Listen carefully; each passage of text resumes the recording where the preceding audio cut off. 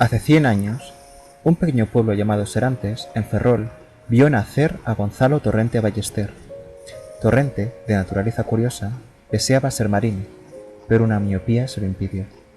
Sin embargo, esto provocó que se enfocara en la lectura, de la cual se convirtió en un consumidor voraz.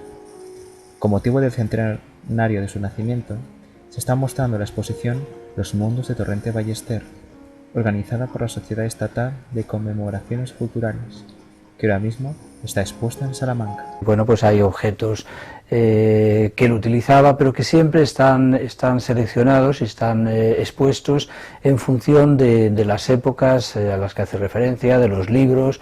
Bueno, y junto a ello hay los pocos cuadros que él tenía, cuadros de artistas que él admiraba, fotografías que le realizaron, también siendo siempre o buscando siempre la complicidad, ¿no? Esta exposición permite acercar al asistente a las diferentes etapas y facetas del autor gallego. Torrente tuvo facetas de escritor, guionista de cine, profesor y periodista, pero lo que la exposición permite ofrecer es su etapa más desconocida, la de fotógrafo. Con esta rotundidad es la presencia de las fotografías. Es decir, Torrente realizaba fotografías y en ocasiones esas fotografías le servían como base documental para luego realizar sus descripciones, ¿no?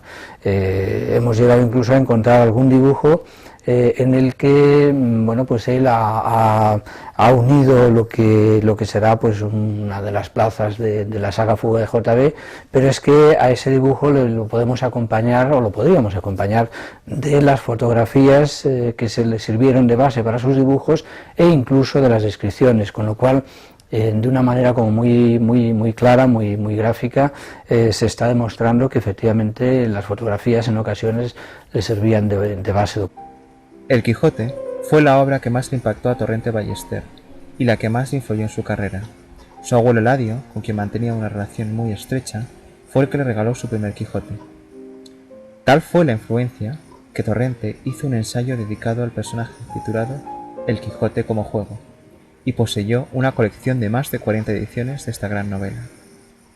En 1926, Torrente Ballester decidió ingresar por libre en la Universidad de Santiago de Compostela, donde quemó sus escritos de joven y leyó a Nietzsche y Spengler. Años más tarde sería profesor en esta universidad. En 1929 iniciaría sus estudios de Filosofía y Letras en Madrid, donde compartiría tertulias con Valle Inclán. Ya en 1936 marchó a París, donde quería estudiar su tesis doctoral. Sin embargo, el estallido de la guerra hizo que volviera a España, donde por consejo de un amigo decidió afiliarse a la Falange. En 1937 conoció en Pamplona a Dionisio Redruejo y a los demás intelectuales falangistas del grupo de Burgos.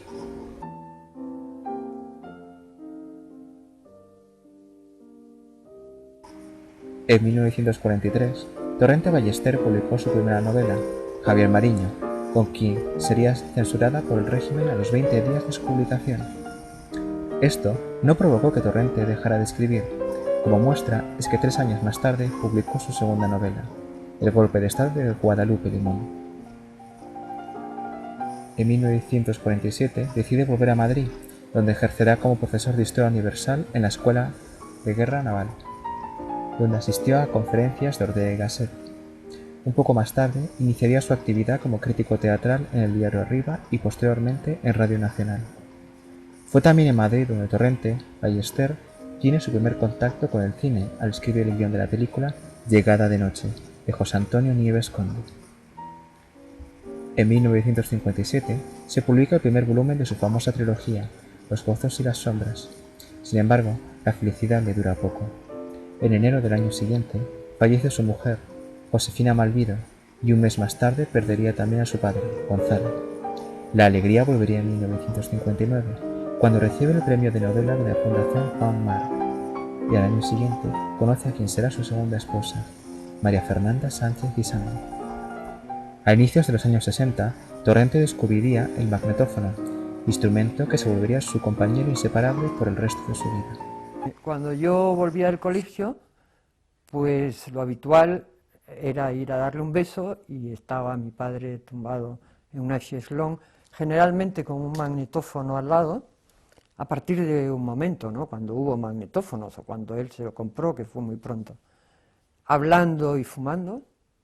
Lo que hacía con el magnetófono era grabar, pensar en voz alta y mantener una especie de diálogo consigo mismo, de cierto modo diferido, porque él hablaba y al día siguiente o días después se escuchaba, reflexionaba sobre lo que había dicho. En el magnetófono contaba las ideas que tenía para el desarrollo de la novela, pero también pues, los temas que le preocupaban, de cotidianos, de familia o de política, o sea, de muchos temas, ¿no? Era una especie de diario. En 1962 firmó un manifiesto en defensa de los mineros asturianos en huelga, lo que le costó perder su puesto de trabajo en la Escuela Naval y sus colaboraciones como crítico en Radio Nacional y Diario Arriba.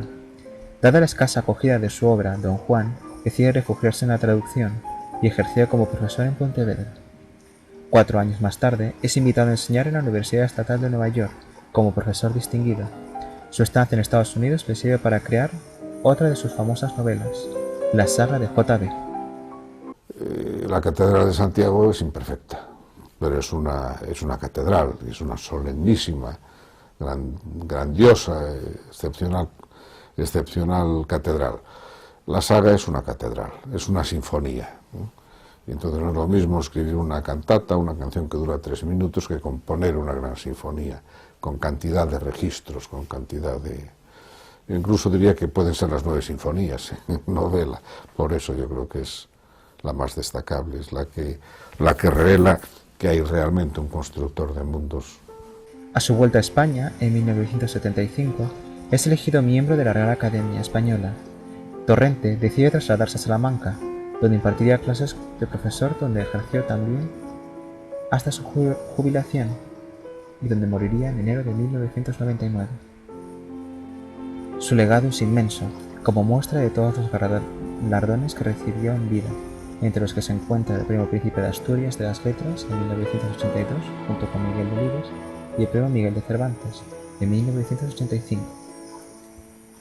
También se inspiró en sus obras para hacer adaptaciones a otros medios, como la serie de televisión de su trilogía Los gozos y las sombras, la cual supervisó personalmente, protagonizada por intérpretes como Carlos Larrañaga, Santiago Ramos o Manuel Galeano. También está la adaptación cinematográfica del Rey Pasmado, dirigida por Imanol Uribe. En esta exposición, que pasará también por Santiago de Compostela, El Ferrol y Nueva York, permitirá a las nuevas generaciones conocer a este autor, que simplemente quiso vivir y disfrutar de la vida y su pasión más querida, la escritura.